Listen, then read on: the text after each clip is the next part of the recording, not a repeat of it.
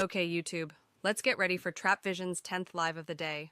To become a watch enthusiast, start by setting a budget, learning basic watch terminology, exploring different brands and styles by visiting watch stores, trying on watches in person, and gradually building a collection with entry-level timepieces while focusing on aspects that interest you most, like design, history, or complications.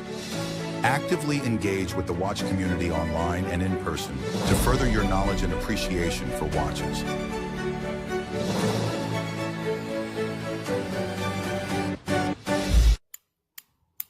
Okay.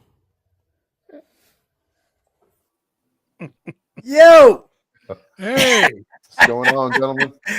What's going on, y'all? How y'all doing today?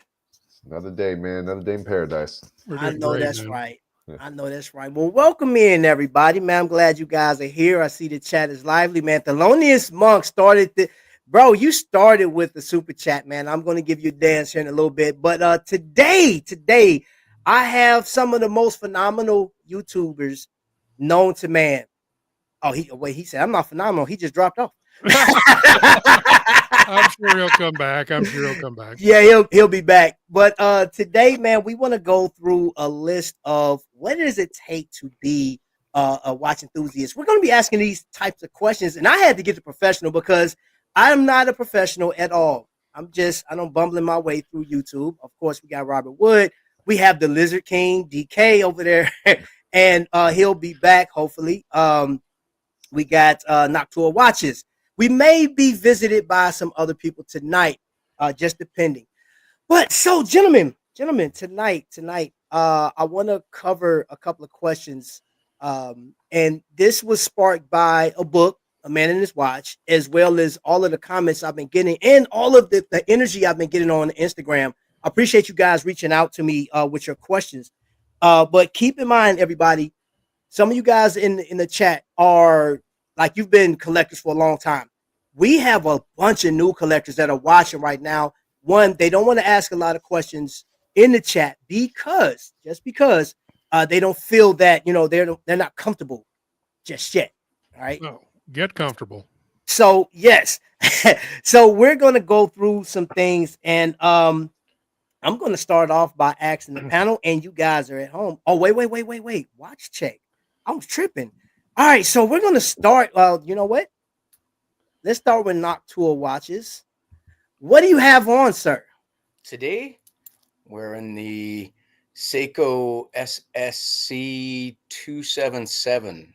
Nice. That's different. I like that. Yeah, it's a Prospex solar flight timer. Oh, That's nice. I like that, bro. That's cool. cool. Yeah, very cool. And then we will go to Mr. DK. Oh, snap. Is it a tutor?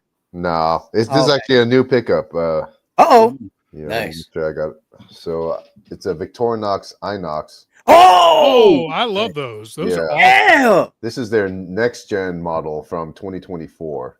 Ooh. So, yeah. So I love all Inoxes, but the older model, Uh-huh. the proportions just weren't really doing it for me. Mhm. This one is a little bit more, what's the word, stretched out. So it's not as octagonal. It's a little bit more like a Submariner proportions. Right. But yeah, super cool, very solid. Yeah, my webcam is shit, so it doesn't do it justice. But the dial is just absolutely beautiful. No, and it's got a see-through case back too, I think, right? Yep. Yeah, those are awesome. Mm-hmm. And Mr. Nice. Wood. So we have, Ooh. if I can get it there, another Seiko, but this one's a Creedor. Okay, there we go. Nice. So this is a nice little Creedor from the 90s, very affordable. So if you're looking to start somewhere, get on eBay and get you one of these. You can get them for anywhere between about $200 and $350. There you go. And I am rocking my Indiana brand Visitor Doom Shore. I love this watch. It's an amazing timepiece. Shout out to Phil. I appreciate you guys doing the watch check and you guys in the chat. I see Jay Jones, T. White, Vincent. What's going on, man? You guys let us know what you're wearing in the chat. So let's jump right into it. I gotta ask you a question. Is there a perfect collector's brand? Is there a like absolutely perfect brand for every collector to get? Is it a such thing? So I'm just laying that out to you guys. Oh man, On the that is spot. dangerous territory, Yes. Trap. Oh, I know, bro. I know. Man. Because personal tastes are so different, I'm going to say no. Okay. I think a lot of it goes to your personal taste. Mm. I mean, the easy answer would be something like Seiko or Citizen, or if you want to get into the upper tier bracket, Omega or Rolex, but or Longines, which is fantastic. Trap, I know both you and I have Oh yeah. beautiful Longines watches. If you're more in the starter mood, there's Tissot, but I think it's all up to your personal preference. What do you like, and what can you afford? Mm. Okay. Mm. Good answer. That's kind of where I would go with that. Yeah. Okay. Okay. Okay. No, I Gentlemen. 100% agree with that.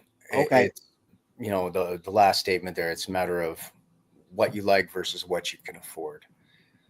Okay. That'll dictate where you can go and where you should start at least. Yeah. Right. Okay. Okay. So I was asking that. So today I was on Watch Crunch, right? And there's an actual poll, and there were words that, like what words do you hate the most, right? And one of them was one watch collection. The other one was gotta watch. I can't remember what the other one was. I think wistful ignorance. Yeah, and I know you're in the chat, bro. Remind us what those are. But let me see. I wrote a comment in that post. Yeah. Oh man, I gotta read it, bro. I said, for me, one of the things. Well, so one of the things that pisses me off is people that like all of a suddenly say "ciao" or "cheers" when they've never said that before in their life. But now that they, oh, you're a watch collector, you're just gonna start telling me "ciao" now? Get the hell out of here! I mean, obviously that doesn't bug me, but just for shits and giggles, I put that down. But the next thing that kind of annoys me is people that tell you, well, if you like it, then wear it. Was like, no shit, Sherlock. If I like it, I'm gonna wear it. Like, you don't need to tell me that. Yeah.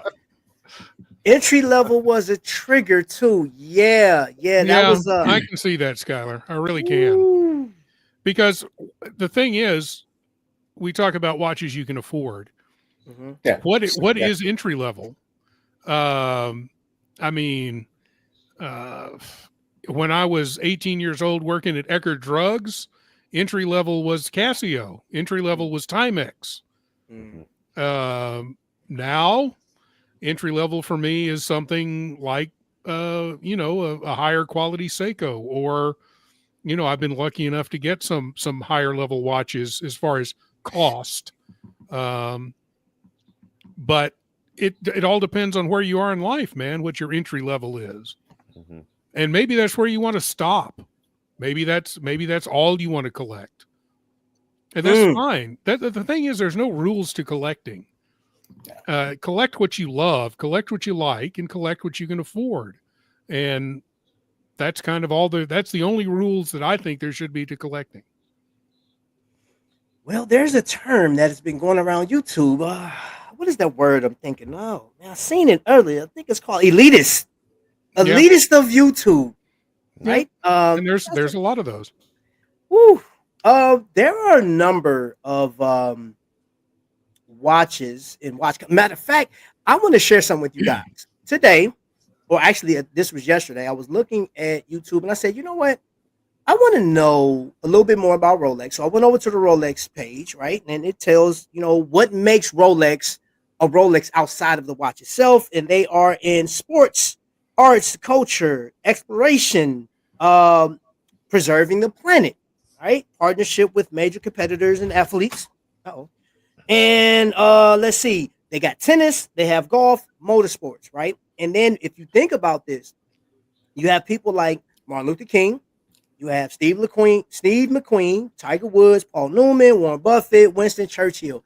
All of these are considered to be ambassadors or prominent people that wore Rolex, which boosts the name up, right? So that led me on to go on YouTube to see. I typed in Rolex in the search bar, and I looked at how many channels talked about it. So I said, okay, I want to do this algorithm thing myself. So you guys that are YouTubers know that YouTube rates the last 28 days of what you've done, right? So I did the same thing. I was like, let me see the last 28 videos that each one of these. So I chose 1, 2, 3, 4, 5.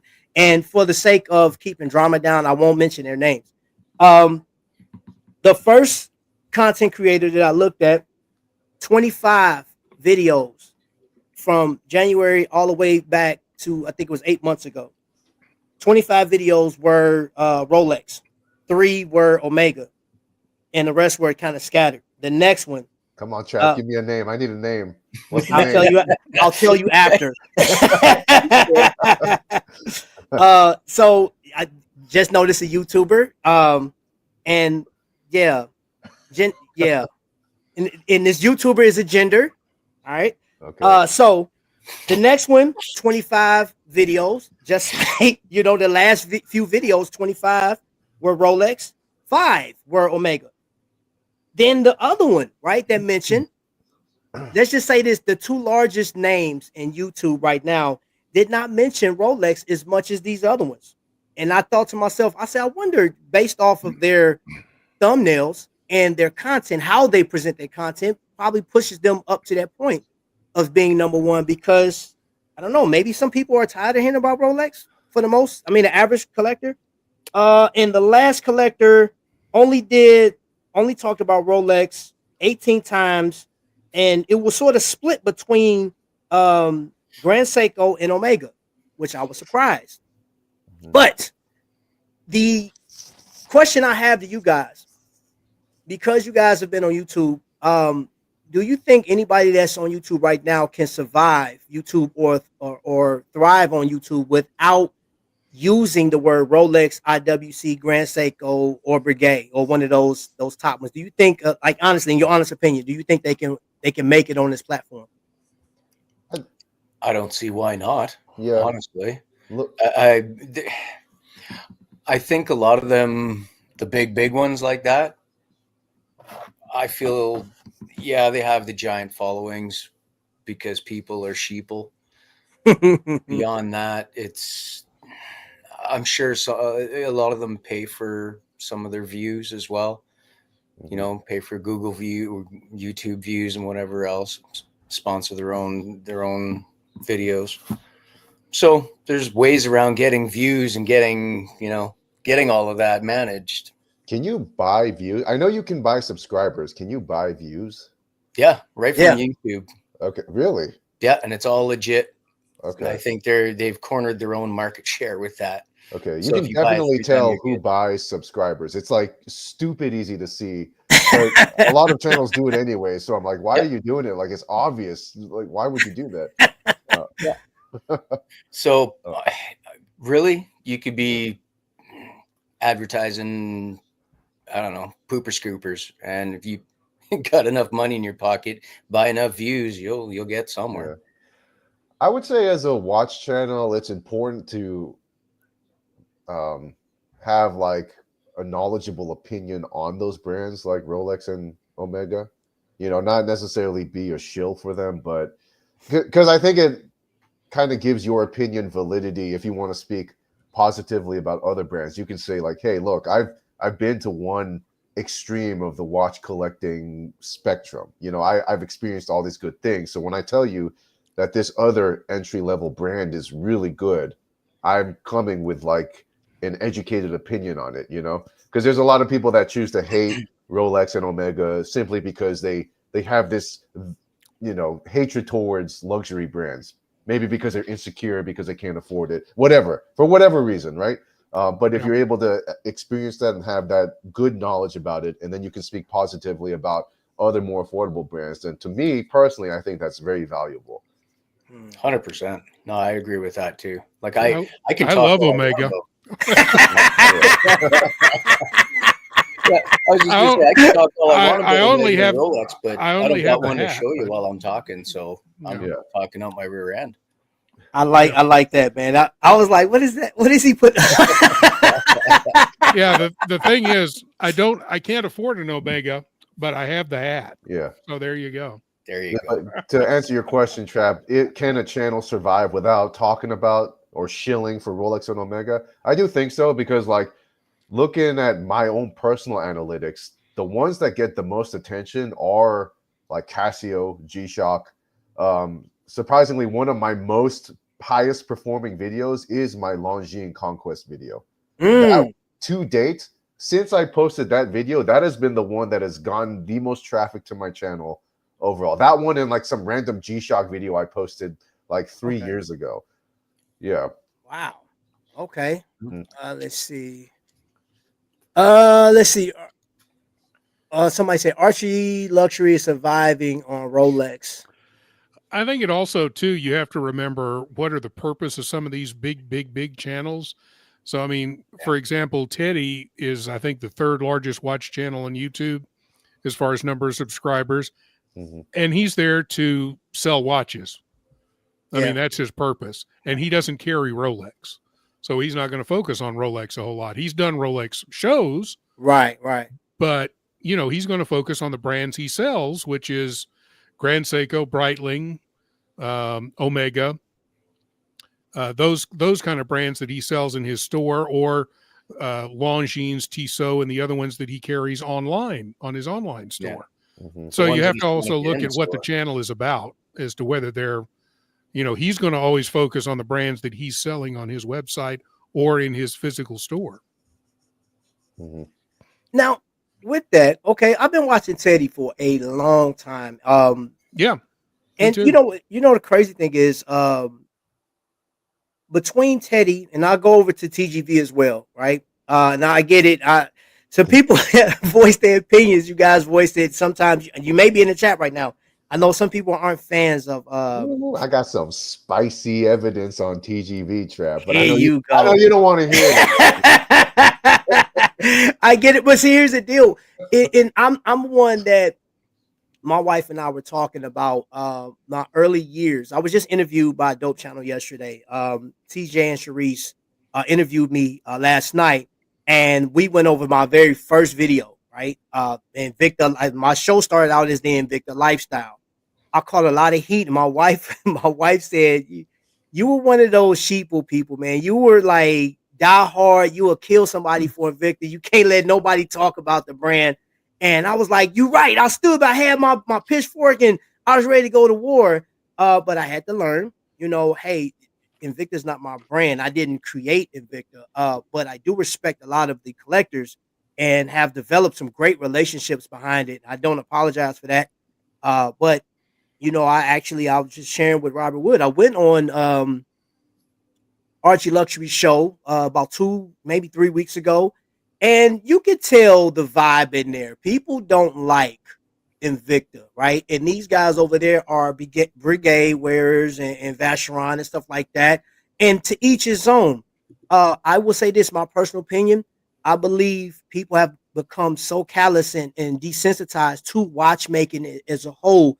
Because if you go back to I think Vacheron is the oldest company. They celebrating Mm-hmm. 260 or 70 years, right? Think about what mankind has created, right?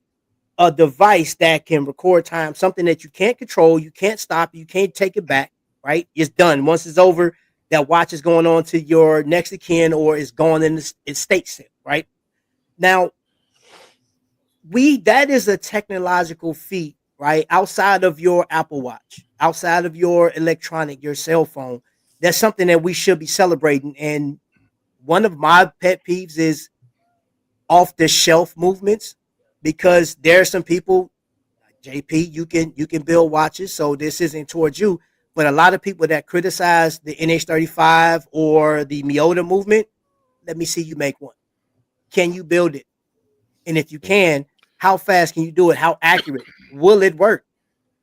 I mean that I think we become so critical of people. And I just heard tonight that anybody that wears, hold up, I got something for you guys. So if you own Aragon, if you own Tissot, if you own anything that's less than $2,000, man, there's some people out there that got a word for you, right? Hold up. As a matter of fact, Here you go. Hi, I'm the crapper, and I can take craps anywhere. That was for you guys. Anybody that's wearing a watch less than $2,000, you have on a piece of crap. The crapper. Yes. Yes. So anybody that's in the chat that has an Omega, we can't point this towards DK because he has a couple of high-end watches. Definitely not my man JP because he the man. He's making watches. And then Robert Wood, I feel like if I said something negative against him, that black truck will pull up. You know what I'm saying? Like the FBI is kicking my door in. So, My friend, the helicopters are above your house as we speak. Don't look at me. All my watches are in Canadian pesos. They're not. Let's see. A sense of like being grounded in reality, though. Like, I think you can get caught up in the watch community, especially on social media, because like you start putting weight towards people's opinions, whose opinions shouldn't really matter, because like they're watch people. Like, do you care about somebody whose life revolves around watches? You should care about the opinions of real people who do real things and happen to enjoy watches. And then you pick their brain on why they picked certain things, right? Like, you know what I'm saying? Like, Yeah. like if these people who are like judging you for wearing a watch, but like their life depends on selling a watch, it's like, I don't really care about your opinion, dude, because you don't do real life things. Like you're just a watch. You're like this mindless watch salesman, you know? I don't know. I'm going off on a tangent here, but that's And you know I love when you, bro. You've been doing this as long as I've known you. yeah. Yeah, like I want to care about like a construction worker who like, why did you pick this watch? Or like, you know, like a service member or a cop or whatever, you know, like why are you wearing your watches? Those are the opinions that I care about. Yeah, so That makes more sense. Real yeah. people, like people that you're actually going to run into. Yeah, not exactly. Elon Musk. Yeah. Hamilton. Oh, Zuckerberg. Zuckerberg has been the There you go. topic, bro. Oh Right? my He's gosh, bro. collecting like crazy. I mean, but like he has an unlimited amount of money for when it comes to watches. Yeah. That's like, I mean, bro. So it's okay. So has Zuckerberg become the he's the benchmark, right? For collectors overall? Because he's definitely been talked about this week, right? I mean, crazy. If like I'm gonna tell you the two topics I saw. I saw the sentencing of that one guy, that Ponzi scheme horologist dude, and then Zuckerberg. Those were the two biggest things. And then Vacheron, the 222 came out with a stainless steel. So like I guess the three hottest topics were those. So I was talking about Zuckerberg today, and hey, hats off to him. I watched a number of shows on that, and that's great. You know what I'm saying? That's great. But like, if you have an endless amount of money when it comes to like as far as watches, you know what I'm saying? Because like, what's in like any watch that matters the most, I guess, right? He can just buy it.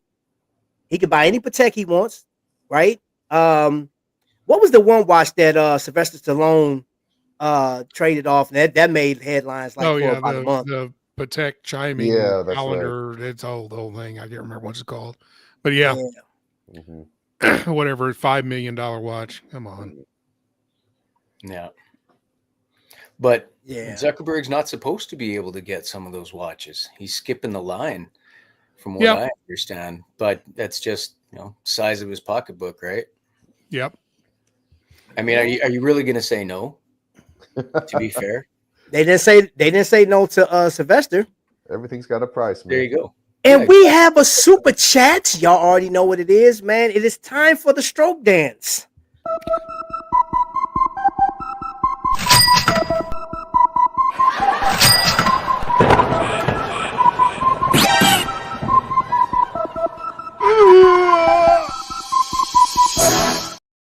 Thank you so much for that super chat. I appreciate you for that. Stroke dance. Love that. Oh man, I laugh every time I do that dance. Now I think, well, when you said that, dude, Robert does it better than you, man. And now, when I super chat you, I say, I want to see you have a stroke. I That's know. it. I don't know, man. You said stroke dance. My mind went somewhere else.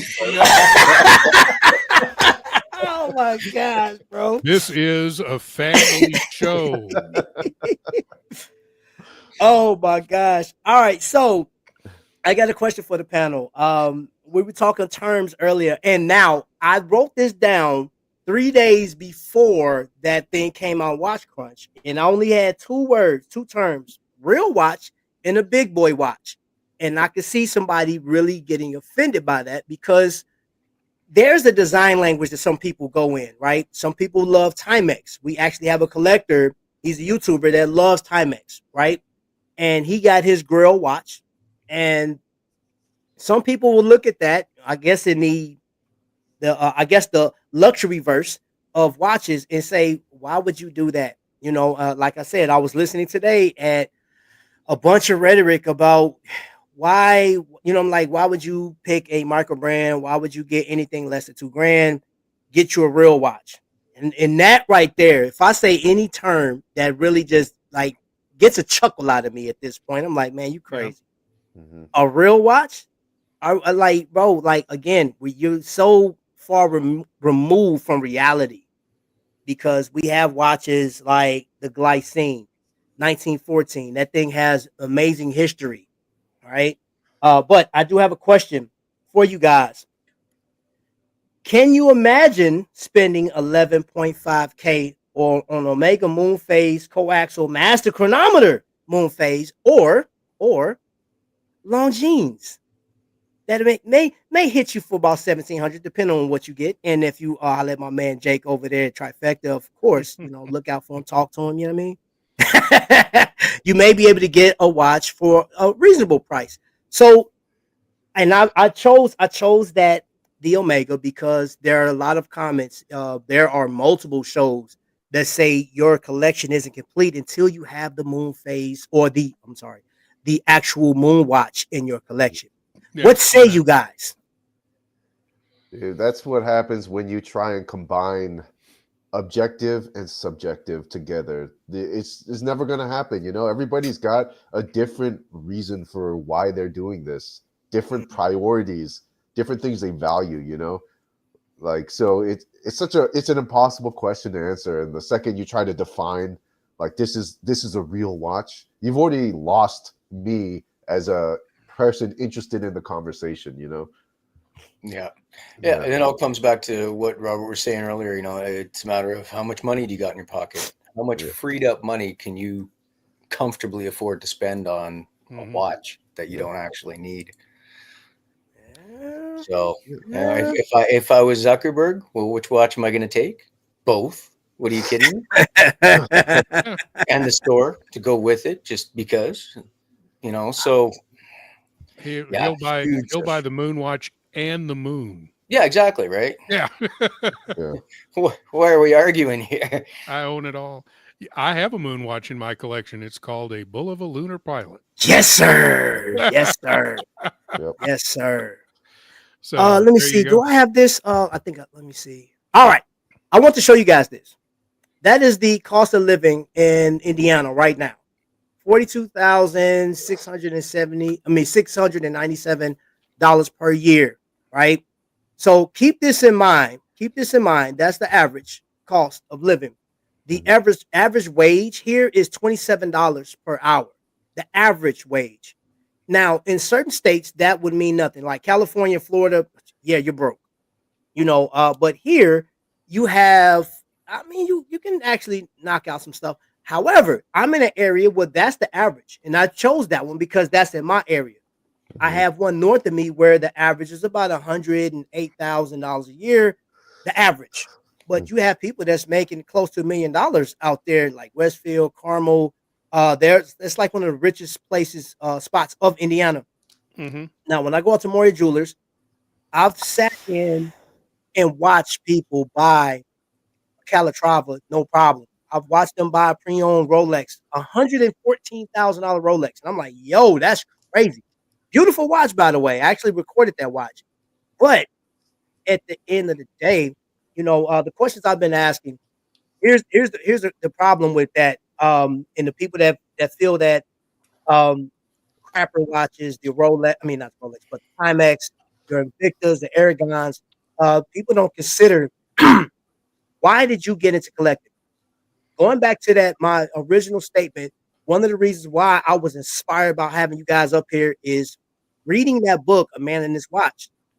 You know, I heard a story about this young lady. Well, she's older than me, but when she was a young girl, her dad wore an Invicta. He was a salesman. He had an Invicta wall clock. He had an Invicta toaster oven or something like that. Because Invicta had all type of stuff back in the 50s, right? And that's all she knew. And that's like that was her love for Invicta, and she got into watches and started working for Citizen and stuff like that. But um, the story was intriguing because I wore an Invicta to work every day, and I had so many people come in.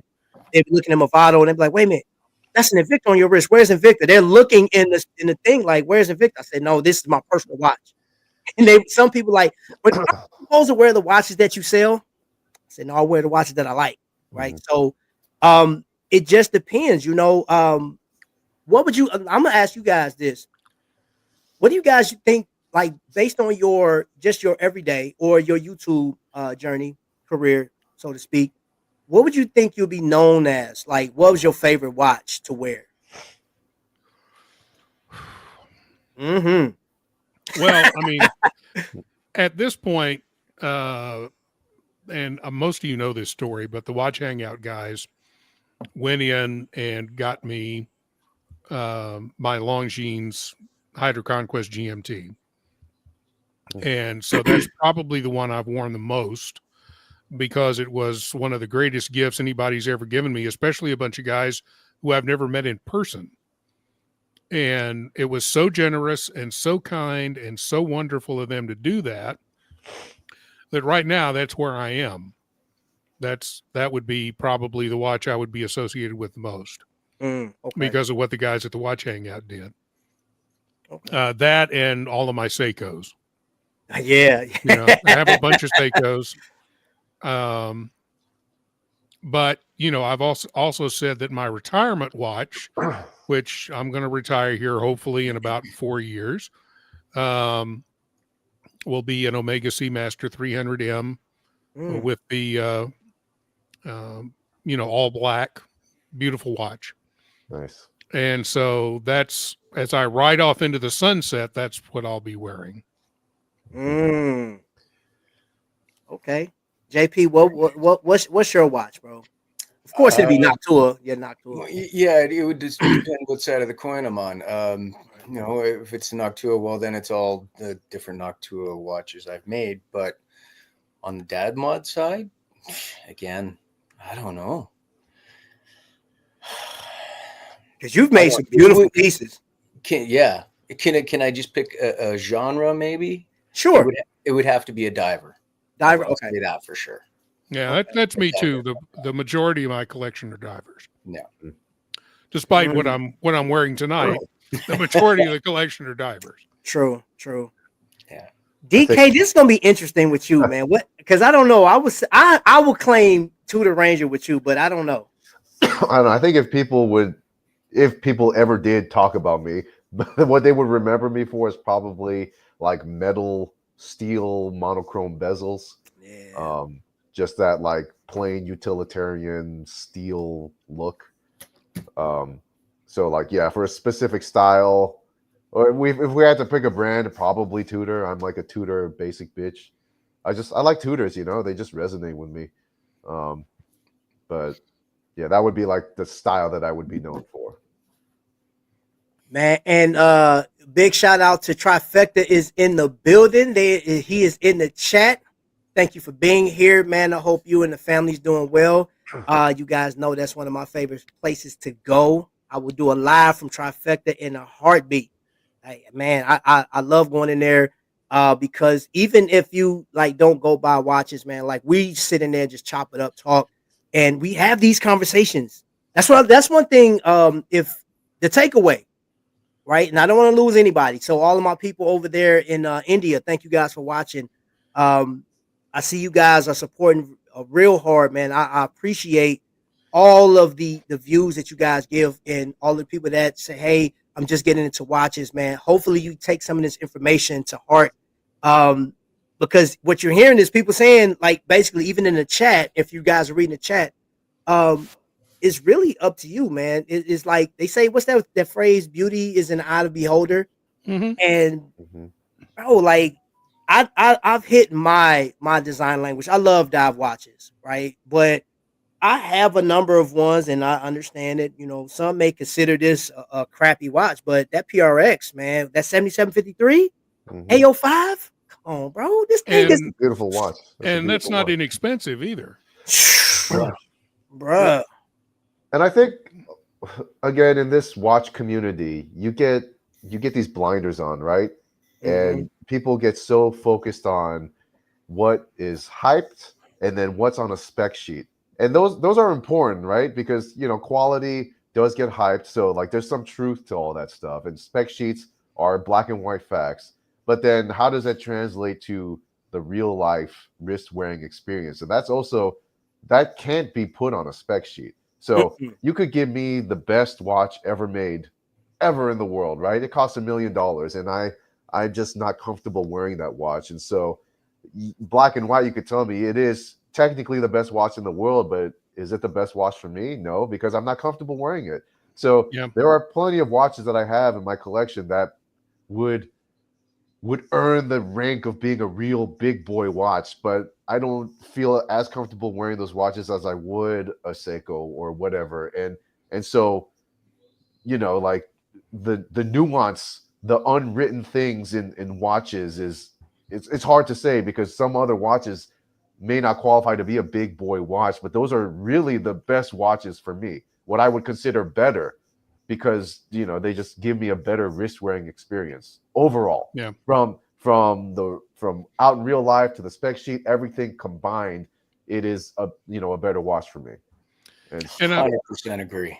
yeah. I mean, comfort is really important as far as feeling comfortable wearing something that expensive on your wrist, especially when you hear about all the watch crime that goes on, not only overseas but in this country as well. Um, there are some. If I had a certain, like if I had a Daytona, I might not feel comfortable wearing that in some areas, even of the city I'm in, and I'm in a pretty safe city. Hmm. Um, so I think that's another thing you have to consider if you're collecting in the upper end of the range too. Yeah. I got no problem wearing my Seiko Turtle anywhere. Don't Oh, care. Hmm. Right. Yes, I would care if it was stolen, but it's also not going to be a target. right. No, I totally agree with you, DK. The spec sheet never equates with reality.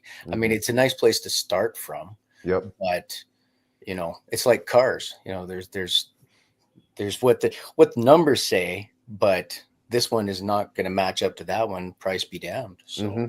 Yeah, exactly. Like with cars, like the Ford Mustang is a perfect example. It's not the best car in the world, but god damn it, I love that car so right much there you because go. it's just such a There you fun go. car to drive. Same There you same go. thing with watches. There's some watches that just on the spec sheet aren't that good, but good enough is good. So just the fact that it's good enough and I can just wear the hell out of it and just have so much fun with it is just as important as whatever other objective quality that you can think of.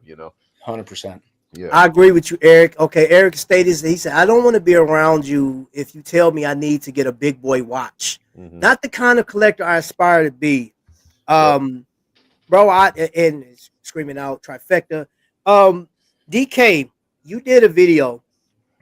You had the chronograph version of this right here, that crosswind. You explained what that watch does. I actually looked it up and I was like, okay, I seen the calculations on how to operate this watch. I Hmm. think it's dope, but like then I have this right here, right? So it's not gonna focus. So I have two aviation timepieces, 24-hour dial. Then I have a Value 7750 in here. Both of these watches evoke a feeling like I love these watches. I enjoy wearing these watches. And I remember I got this from Trifecta and I saw it. He had it in his pre-owned section. And I went and I remember it is funny. Me and DK was talking about, he said, bro, don't be afraid to go get a pre-owned watch. Like, you know what I'm saying? We had that conversation. And I want to say 2 days after me and you talked, this came on, and I just happened to be over there and just looking through. You're welcome. You're welcome. Thank you, sir. And I called him. I said, "Yo, Jake, is that watch still available?" He said, "Yeah." I said, "I'm on my way. Hold it, because I don't want nobody coming. I'm coming to get that watch."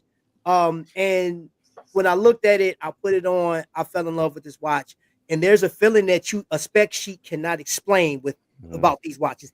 It just can't. Now, I understand what they do. I understand that, like, the timing and the mechanics, everything that goes along with it, the water. I don't care about none of that.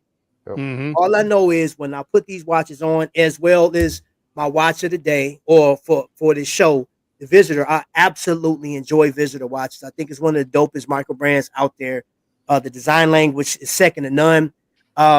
In my comparison, you guys know I have a bunch of micro brands. I don't know. I know for a fact I got over 50 different types of micro brands, and in comparison, each one has their own fit and feel and all that stuff. I don't buy into all that. I hear the term, the fit and finish, the specs and this, and the watch can dance on the moon and resurrect Michael Jackson or something. You know what I'm saying? But at the end of the day, if that watch doesn't resonate with me, and then on top of that, I want to get into this real quick.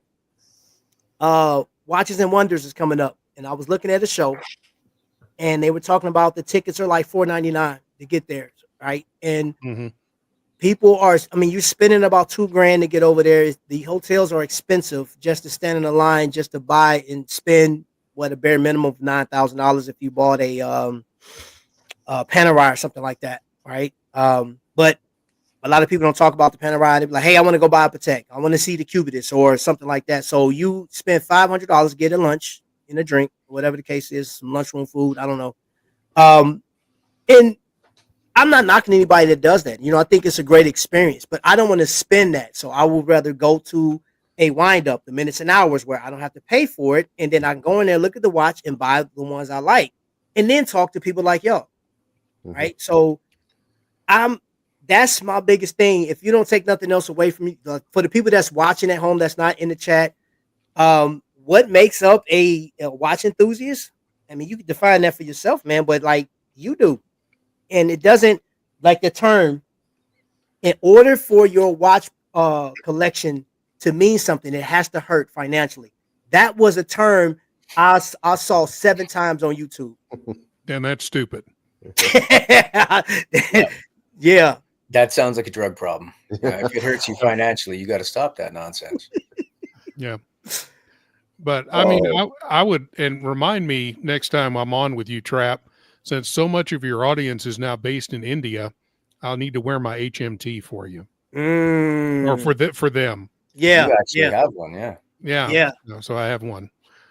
Yeah. But I would love to hear in the chat from these new collectors that you say watch the show but are too scared to get into the chat, because if you're going to start your journey with somebody, talk to us and let us help you start your journey. We had a guy come in to Watch Hangout about 2 months ago, I guess. Said, "Hey, I'm starting my watch journey. I've never owned a watch. 14-year-old kid, never owned a watch, want to get into it. What do I get?" We gave him all kinds of suggestions within his price range, which was between about $1 and $300, $1 and $400. He ended up getting a really cool Seiko 5 Sport, the one without the bezel, so the 100 meter water resistance, no turn bezel. It looks like the diver, but it doesn't have the diver bezel on it. It's a great watch. I've owned it before. And that was so much fun helping him get into it and figure out what he wanted to get. And the fact that he then came back and showed us what he got and told us what he got and was very excited about it. I think that's what collecting's all about. Getting people into the hobby and showing them that you don't have to be a millionaire or, make whatever hundreds of thousands of dollars a year to love this hobby. Completely agree with that. I actually just sold a fellow a watch yesterday, and he knew literally nothing about watches. Is one of those totally open, honest guys. I probably could have taken every nickel in his pocket, honestly, but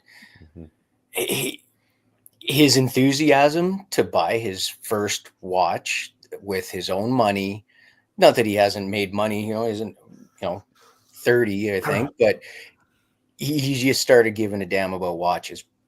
He was so interested. Probably spent 45 minutes with the guy just talking about watches, trying to give him a little bit extra information. Yeah. He didn't even have a screwdriver or something to size the bracelet or anything with. So it was kind of heartwarming, honestly. You don't come across too many people like that. A lot of people are curious and ask you a couple questions, and that's where it ends. But someone that really goes right off the deep end, it's kind of nice. So what did he end up getting? One of the mod watches I've made, it was purple dialed. He didn't get the Chun-Li? No. This one here. Yeah. Oh, hey, well, we have somebody backstage, man. This guy is the Aragon ambassador. Bristol, buddy. Ignorance is in the building. Ambassador. That's a lofty goal. Should be. And if Wing, if you're watching, if somebody get Wing on the phone, wake him up. If he's asleep or something, wake him up.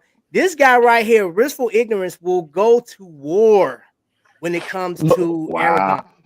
He will go to war. You listen, and this man has knowledge of so many other watches. However, his fallback, and this is the question for everybody in the chat, and it's something playful that I always mess with. If you were, let's say, for instance, you had the winning lottery ticket and you won a decent amount of money and you had $100,000, $100,000 and here's the deal. When I ask this question, you can't say I'll buy, I'll make some more watches. No, this is $100,000 allocated to buying like some favorite watches of yours. Where do we go first with $100,000 disposable? No, I mean, matter of fact, I'm gonna do this. Let's say a company just said, Moyers Jewelers, if you want to do this, man, feel free. If you want to give $100,000 credit, or exquisite. If you want to give anybody in my audience $100,000, well, we're not gonna be greedy. We'll say 50. Let's just say 50,000. You know what I'm saying? We don't want to break the bank. Yeah, just 50. So $50,000. Where are you guys going as far as a watch is concerned? What is your first stop? And we can start. You can start anywhere. I don't care who jumps in. Germany. You going to Germany? Oh yeah. I German watches just tickle me lately. So if you ask me today, definitely headed to Germany. Okay. Yeah, I really like what Glasuta Original does. And absolutely. I mean, you're talking. I would assume also if you're talking $100,000, you're talking A-Long and Sona. But I really like what Glasuta Original is doing these days. Yeah. But they're expensive, but they make some beautiful watches. And Mula Glasuta, I like everything there. Like Zen, Laco. What's the rescue timer from Mula Glasuta? Yeah. With the rubber. Oh. That SAR rescue timer, that's beautiful, isn't it? That's a SAR rescue timer, yes. Mm-hmm. Oh man. Yes, let me see what it BK. What's up? We're waiting on you. You're not gonna like my answer. Yes, we are. Yes, you cannot duck this one. You can't duck it, bro. So for my 40th birthday, which is coming up in a couple of years, I'm aiming to start saving up for. I want to get a Rolex 1908. Ooh, and so that would be. And I know it's basic, but I love that watch. Like it's such a clean watch to me. But we know you basic, bro. You've been saying this since you've been. But you know what? I give you credit because the 1908. I'd call you basic if you said, "Oh, I'm gonna get a sub." Nothing wrong with a sub. Nothing wrong with it. But to me, no, I don't want to say. How am I say this without sounding like a jerk? It's gonna come Do out like it. a jerk anyway, Do so it it. doesn't matter. But the sub is more. It's like the default Hmm. especially for non-enthusiasts and non-collectors. It's a default. It's the vanilla end. What Yeah. more or less. I like that but to be vanilla. honest, yeah, it's vanilla. I mean, be honest with you. I mean, it's an awesome watch. It's worth the money that they charge for it. I don't know about the aftermarket and the price hikes and all that, but what they charge, it's worth that money. But at the same time, it's kind of like what people know. It's like Ooh. Gucci is not high end, Hmm. but it's what everybody knows. Yeah. Bro. And it's nothing wrong with it. But the 1908 is kind of like a gem in a new, something out the norm. That's what I see it as. I think I look at it as it's just classy. It's all the good things about Rolex and none of the negative baggage around it. You've got all the luxury, all the grace and elegance of the brand without the showy, snobby, whatever you want to call it. The negative connotations that you could attribute to or the negative attributes you could tie to Rolex. Yeah. So would you go for the platinum guilloche dial, or would you go for the older one? I kind of am looking more at just the plain gold case with the white dial. Okay. Either that, or I like the black dial too. But I think I was going to say the black dial is pretty sexy. Yeah, it is. It's clean and it's tough. The platinum though, like platinum, you can't beat platinum. Like that's such a solid ass material. So yeah, I wouldn't be opposed to that, but I think just for like lifetime classiness and elegance, the gold case with either the black or white dial. Especially after watching a lot of with Rob and the watch hangout. I didn't realize that I'm learning that there's you learn that there's good quality movements and quality watchmakers, but grabbing those pieces in the precious metal is a higher achievement, I guess. A level up. Yeah. So yeah, I respect that. Yeah, and I've only got one watch that has about that much precious metal on it. It's only the markers are precious metal, rose gold, and that's it. So I don't have anything with a precious metal case. Yeah. I think first I would get the Omega that I want, right? The Seamaster 300M. I think I would. After that, I really love.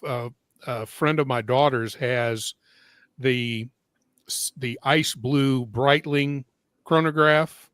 Okay. I would get one of those because it's gorgeous, absolutely gorgeous in person.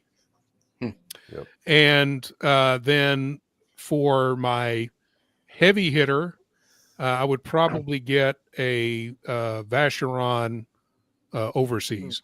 Very nice. Really, really, really love the Overseas. Yeah. Not a big 222 fan, but I love the Overseas. Okay. Yeah, I saw the 222. It's actually the gold one. Really nice watch. I like the Vacheron, but I like that Overseas too. That thing is sexy. Yeah, I love the blue dial Overseas is fantastic. But a friend of mine also has the silver dial Overseas, which is also drop dead gorgeous in person. So and I really like, if you talk about precious metal, I also like the rose gold with the green dial. So I don't think there's any way you can go wrong with that watch. Whichever one you have, I think it's fantastic. Yeah. Yes, the chronomat too, the Breitling chronomat. Platinum bezel and ice blue dial. Man, that thing's a pretty watch. You say you're saving for a 1988 Tudor or a 1988 Rolex. Okay. Yeah, collector's looking at the I forget which Tudor because he showed it to us on our stream, and that's just slipping my mind which one he's looking at.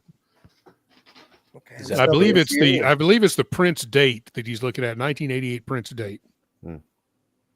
Okay, yeah, I just heard it. Yeah. 74. What? There's 74 grand. So yeah. So if you got No, no, no. 100,000. That's the ref number. Oh, okay. I'm finna say, good grief, but I'm like, yeah, most of your money gone, brother. No, I want to say it's $1,600. I want to say Yeah. somewhere around that area. Dude, I'm telling you, those older tutors is where it's at. And like, especially like in the early 2000s. Yeah, the early 2000s tutors, I recommend to everybody who's looking to get like a luxury Swiss watch. You know, they kind of want the branding. They don't really want to spend the money. Get an older, you know, early 2000s Tudor, Tag Heuer, even Rolex, you know, because like those watches are solid as fuck. They're solid as fuck. You talk about. I'm not gonna say it, but no, I'm saying it. Yeah, my Monaco is 2006 Tag Heuer Monaco. Yep. I love that watch too. Yeah, great and they're watch. fun to buy because like sellers are willing to negotiate, so you get that kind of high by like haggling, you know, hunting around different prices. It's super fun, and then that's where you really get value, you know, because you're like, man, I hunted for this thing and I fought for it and I got it. And that's like, listen, look how excited he is about it. That's a whole nother side of collecting that people just don't appreciate. Is the haggling part of it, you know? No, 90% of the fun of watch collecting is the hunt. Yep. Yeah. You get in your mind what you want, and then you do 6 months worth of research to find exactly the one you want at the price you want. Yeah, boy. Yeah. Yeah. And you know what? I'm gonna tell you something. I was asking, like, what would you be defined by? There's two watches. That tag that you talk about, and then your Carl Bucher. Right. Those two watches like really get me with you, man. Because I remember you sent me the picture, man, and like it's just burned in my brain. Like every time I think about, because I got that, like if I call you or text you, I have that picture. Oh, really? Yeah, the Bucher is fantastic. That's the one that has about that much worth of precious metal on it.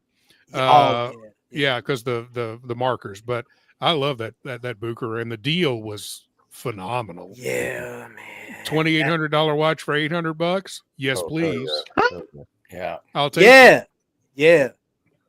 It's serious, man, and that's what makes those deals, man. And you know what's crazy? I was looking at speaking on that Watch Crunch.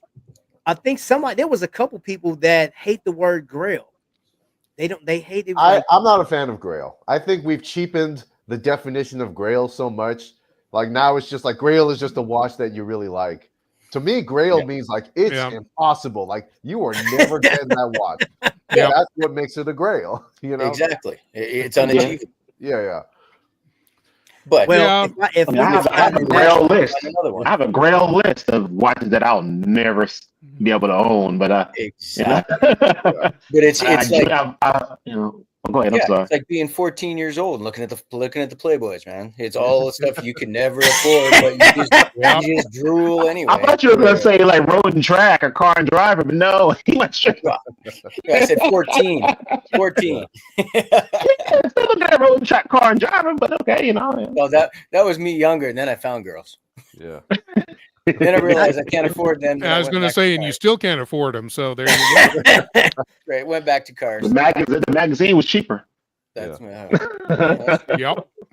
You get more out of your watch collection than your car collection now, bro. Because I wouldn't. No. Yeah, you know what?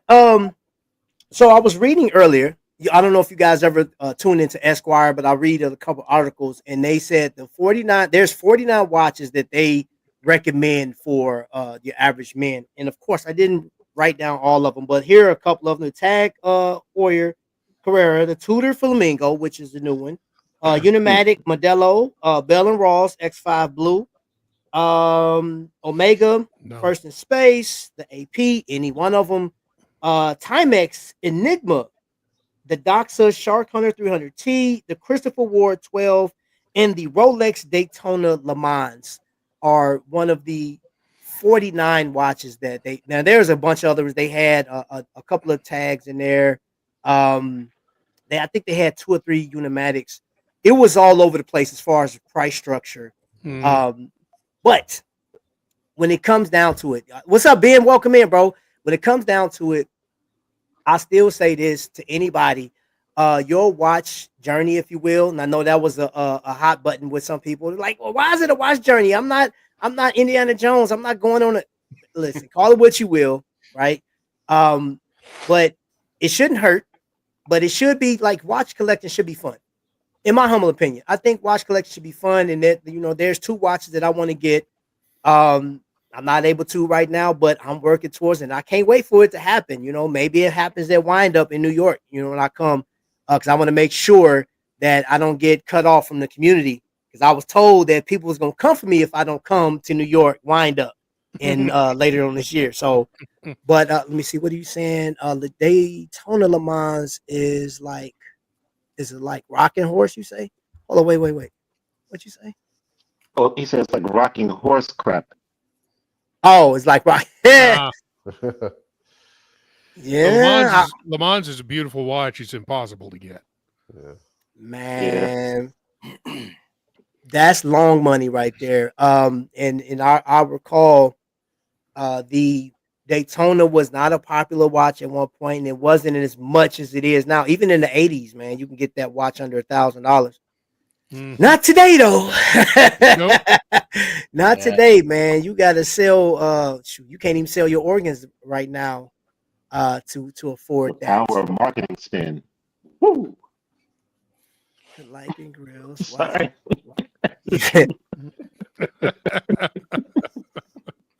It's fun for us. Yeah, man. And you know what? I think it's that's the one thing, man. If we don't take nothing else away, as I look over my collection, I have a number of watches, from Zodiac to Glycine.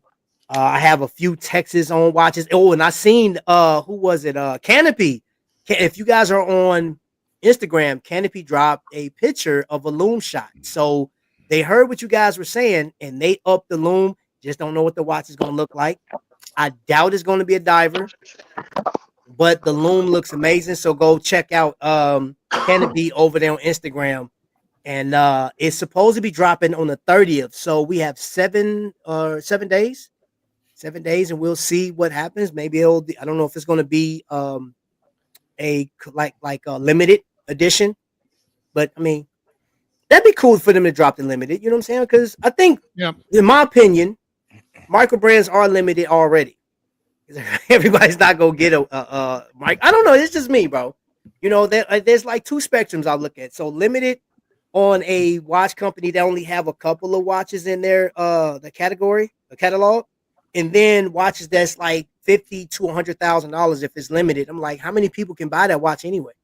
Like, I just my personal opinion. I don't know. Let's see what's going on in the chat. We're about to land this plane here in a minute, man. So you guys go ahead and drop your last bit of comments in there. Let us know how you like the show. Do I need to cancel the show from this point? And if you say cancel it, then you're canceled. You can't come back. I ain't stopping. Yeah. I guess for my final piece with this discussion is that YouTube and the watch online community should be always only used as a tool, right? To kind of help further whatever curiosity you have when you're developing your own unique preferences and collections. And opinions are cheap, and uneducated opinions are even cheaper than that. And a lot of YouTube channels, myself included, we just give opinions, right? And you kind of got to just take that for a grain of salt and not put any weight towards it, because like we were talking about before, the wrist wearing experience is so dynamic. There's a 360 approach to it that you can't get from just a YouTube video. So, Yes. You can't just listen to somebody's opinions on something that has never truly experienced a watch, right? It's just a cheap opinion. It means nothing. So I'm doing that thing again where I'm going on a tangent. But That's the thing. You've got to figure it out for yourself and find other people who have done the same thing, that have educated opinions on a watch, and it can really give you good information and not just just mindless stuff for views and for content and things like that. Looks like we're getting robbed right now. Lee says freeze. Put the watches on the ground slowly and step back with your hands on your heads now. Quietly, or else I'm putting you back in the cage. The Ganal Yeah, keep it up. You'll have an imprint of my turtle upside your head. That's a question by Brent. I'm not familiar with that particular watch, sir. I am. I don't know much nice. about. Yeah, it's a nice, very nicely finished watch. I kind of prefer what's the other one? The Silent Service. Is that what That's it's called? Yeah, that's nice. That's I like those. I don't know much about the Expeditioner, but I've seen it. But it's been a while since I've seen it. I saw a video on it the other day, but the Silent Service I like how they did a true homage. There's no Rolex hands. Yeah, It's slightly different, but it's a real homage. It's not a clomage, yeah. Right. as Mr. Santana would tell us. Yeah, it's got the what's interesting is it has the hands of an early 2000 Seamaster with the sword, Yeah. with the broadsword hands on it. Yeah, you're right. But then it's got the case and the bezel of a sub. So it's an interesting mix of the two, I think. Okay. Let's see. Ocean Rover 2. Mm. And let's Nice. see, Leisure. Hold on, what is he saying? He's talking about your mic because it's cracking. Yeah. Nah, I ain't shaved. I was late from work, so I got this thing on my head, so it's cracking. Good day, Trap, DK, Mr. Robert Wood, and the rest of the panel from down under, man, respectively. Hey, buddy, how are you doing? Hope you're doing How well. you doing? How you feeling? Hope you're feeling all right. Yeah, man. I saw my friend Tariq in the chat a little while ago. I want to say hi to him too. Man. Glad that you're here. So I appreciate you guys for being here. Yeah, as we land this plane, man, I want to say you guys were exceptional tonight. Of course. I was surprised. DK was a little more reserved. You did come out with, you know what I'm saying, a little, but you like you behaved, bro. I'm surprised at you, man. I got to get you a cookie. Yeah. I I mean, if you want to get spicy, we can get spicy, Trout. Right? we Yeah. Well, you never what? It's on. Raise it up 2 inches. No. never go. Yeah. And you know, I'm about to go watch that movie, bro. As soon as I'm done with this, I'm about to go. Love it. Hey, that was like one of the best movies ever, man. Oh I don't my care. God, yeah. Cancel what you want, people. I don't know. It's too many people that's sensitive nowadays, man. A lot of folks, and you do what you want to do. But going back to, I want to give flowers to the people, you know, from Robert Wood to Ristful Ignorance. And here's the deal. Before I go any further, Ristful, we need some homework from you, sir. We need some homework from you. You know, I'm already ahead of you. I'm already ahead of you. All right, you know where I was going. You know what I'm saying? I want you guys in the yeah. chat to encourage Ristful on his journey as a YouTuber. I know he has a lot to say, and I just want to see where your channel goes, man. I think we all have something good going. DK, you have I love like your content. Noctua watches, JP, love what you're doing, and then of course Robert Wood. You guys have one of the best talk shows, man. Like I could sit there, and I love the horse thing. Like the horses at the end of the race, that is hilarious, man. Because it's like you never know that the cat is always at the back of the herd, and then he just flies up. I will say I came in second. I almost won an Erebus. So respectably late. Won the Erebus Tuesday night. Oh yeah. Congratulations. So yeah, he's got that origin on the way.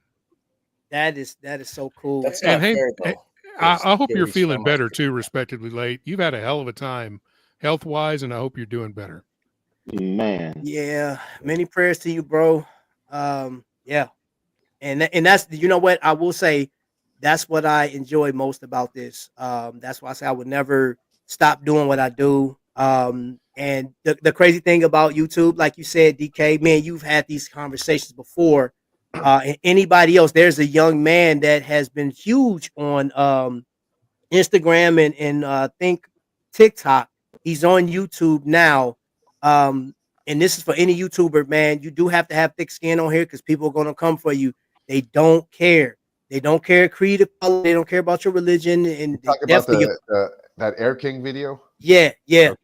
Yeah, you Mhm. have to have thick skin because these people gonna try you, and if they see like man, it's like blood in the water. These people are ferocious Yeah. out here. Watch where you step. I I learned mean, my lesson about stepping in places that I'm really not welcome in. You feel me? So Oh yeah, man, what's wrong with the Air King? Air King's awesome. no, he made a video explaining why he got the call to get the Air King from the AD. Yeah. And then he was trying to have like a discussion with his viewers on he had a dilemma because he doesn't want to support warfare or buy anything that represents war, and the Air King and Rolex, it like kind of represents Yeah. warfare, and he didn't want to support that. And so like his comments section just ate him alive because yeah, Mhm. I mean, I understand what he was trying to do, mhm, but that is a pedestal that if you're gonna not really virtue signal, but have a stance on something, like he was wearing a Seiko and So talking about not wanting a watch that represents warfare, and it's like, come on, dude. Like, Yeah. you, okay, so the I got history of the you. wristwatch. The exactly. whole reason we have a wristwatch is because of World War One. Yeah, yep, If you are wearing Yeah. a watch of any kind, yeah, it Yep. is connected to a war. exactly. And I think Yep. that's I mean, you can wear a pocket watch, you know. Yeah, But nope, we can't do that because it wasn't a pocket watch. here's the thing. He said that. No, I'm saying he could get himself a pocket watch and you don't have to worry about the argument no more. I hate to tell you, but pocket watches were used in war before World War One. Yeah. Yes, sir. I know. Here's the thing. There's two I'm trying to help. I'm trying. there's two ways he can go about this, right? Either one, stand his ground and do what he did was make a response video, basically just like gaslighting his viewers for having an opinion on it, or Yep. take it as a learning experience and understand that if you want to make a video that's opinion based and not based on any facts, you have to accept the consequences that your viewers are going to feel a type of way about it. Like you can't just like, I don't know, whatever. It doesn't affect me, right? It doesn't upset me, like whatever. That's his opinions, but it's just So- one of those things where you can't be upset if other people are upset if you approach a conversation that is not factually based. So if yeah. you, speaking of the Air King, if you have a smaller wrist and you can wear a 34 millimeter and you want to get started in Rolex on the least expensive way possible, get a 1960s or early 70s Air King. Dude, I love those watches. You can get them for right around $4,000. Mm. And yeah, that's still a hell of a lot of money. But if you want to start with a Rolex at the cheapest possible price, that's Yeah. where you start. Or the Tudor Prince, which is, Or the Tudor for Prince. all intents and purposes, the same watch. I've got a Tudor Prince 74, and it's beautiful. Yeah. See, Same. you know what? We shouldn't have got on this topic because now people gonna be petty. Soldiers wear boots and underwear war. So Here's the thing, like I understand what he was trying to say, but it's like, okay, dude, like It's a bucket that doesn't hold any water. yeah, you're trying to but see, trying you to- know the thing about it is about that and I was calling him kid because he looks like he's real young. I love the way he delivers his content, right? You know what I'm saying? Like he's gifted, right? Love He's it, sure. very effective, right? I love the way he does a review because he did, I think, an Addy's dive. He tore that Addy dive apart, bro. Like he was unrelentless with this thing, man. I had to laugh. I was like, good grief. Yeah. I don't think he said it's good for value, but then he just killed it, which were all valid points. But it was just that when he had two videos where he shared how rude and ignorant and cold people can be. And I'm telling him, as a black man on YouTube, I've in my early like starting YouTube, and doing this, man, I've been called every name on this planet in the chat. Yeah. Don't care. Don't matter.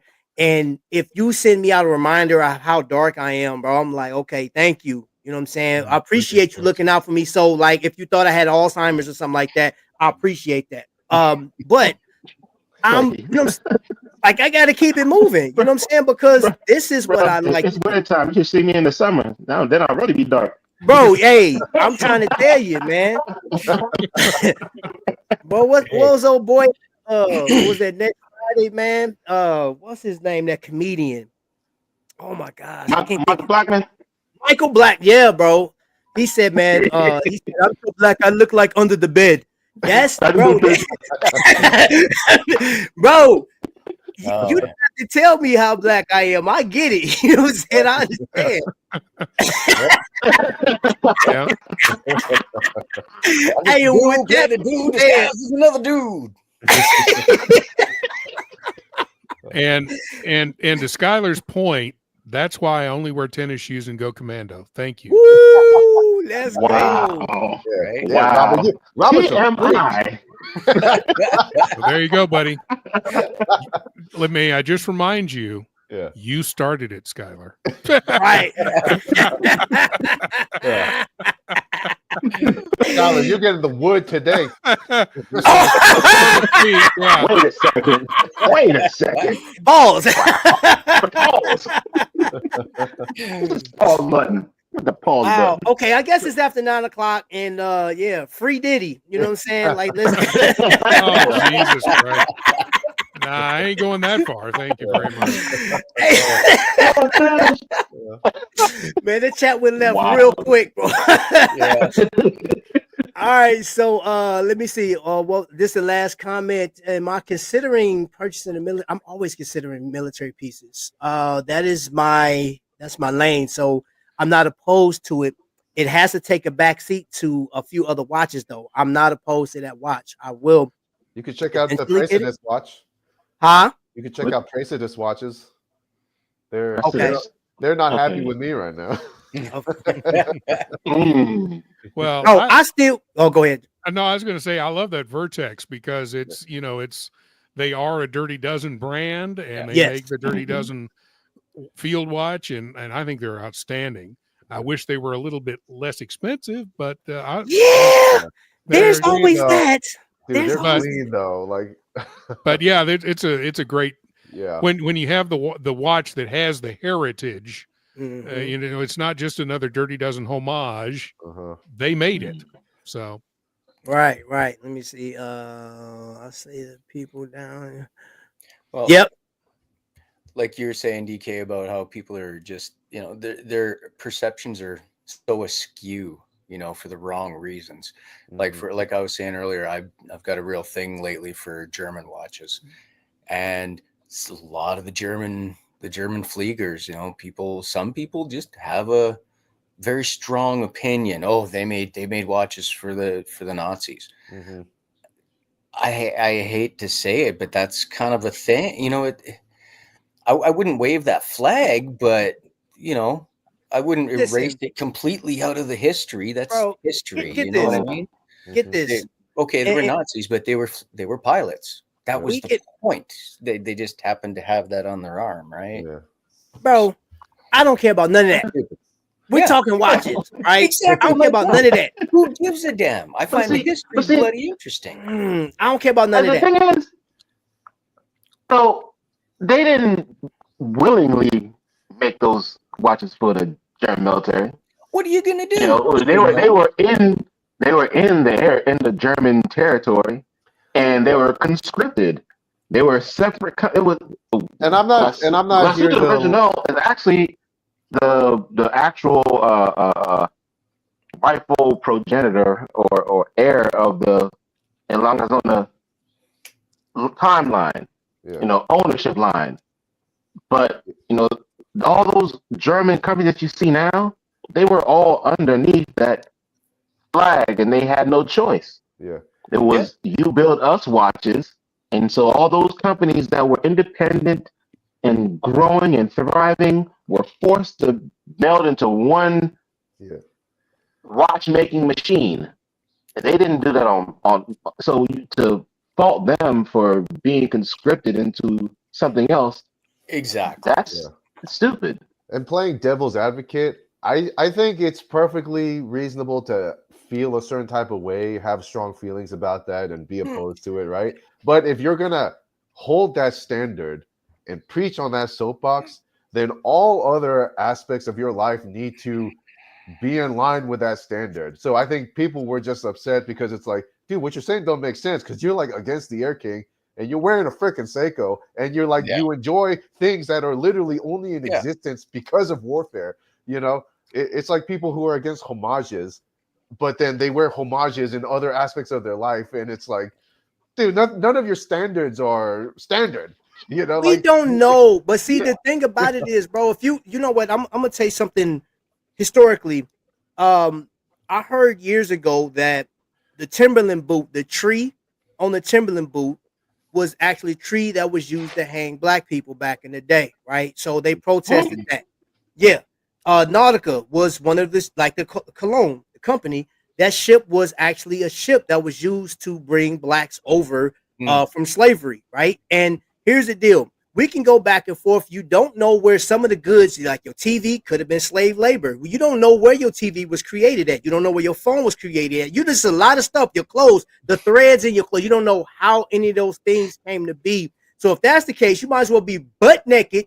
Don't live in the house. Go climb in a tree that you seen growing up as a kid. Stay in that. Don't even go to work no more. Just sit out there and just die.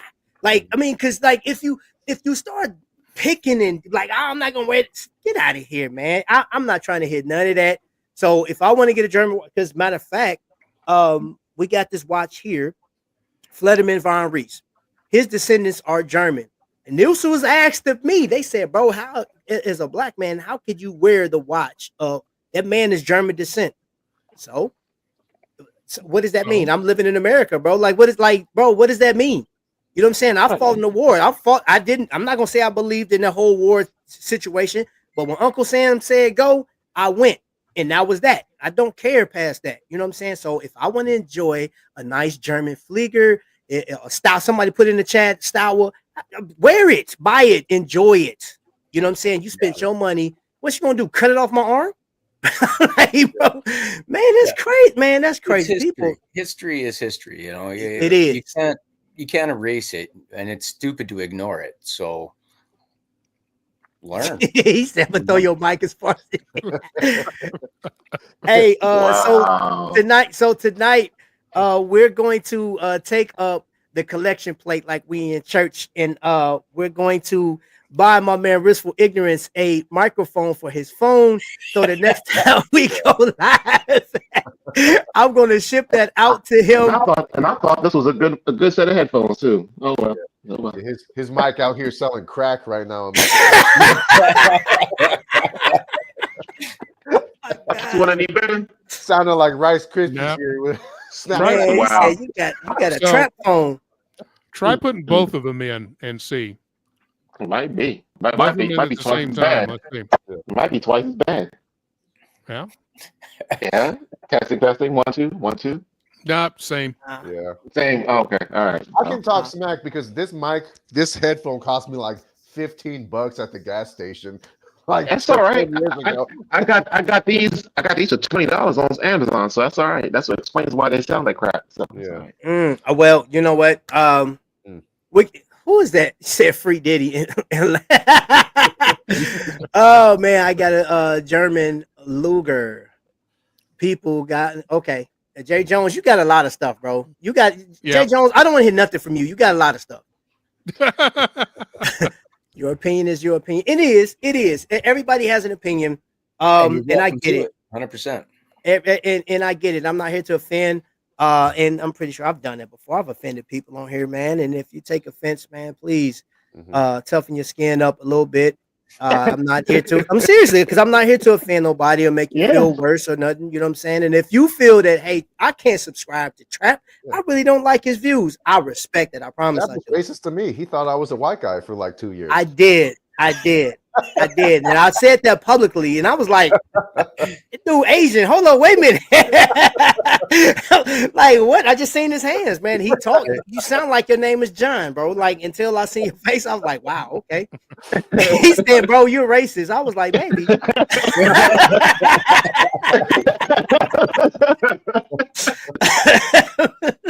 Like, hey, you know what I'm saying? That's what makes us people. You know what I'm saying? Join the Times are club. changing. This... Now it's okay to be openly racist, but you got to be open about it. Yeah. And you know, Right. full equality. Oh, okay.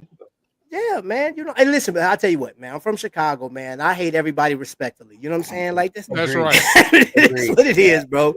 You know what I mean? So, all right, with that being said, we're gonna end the show on that note.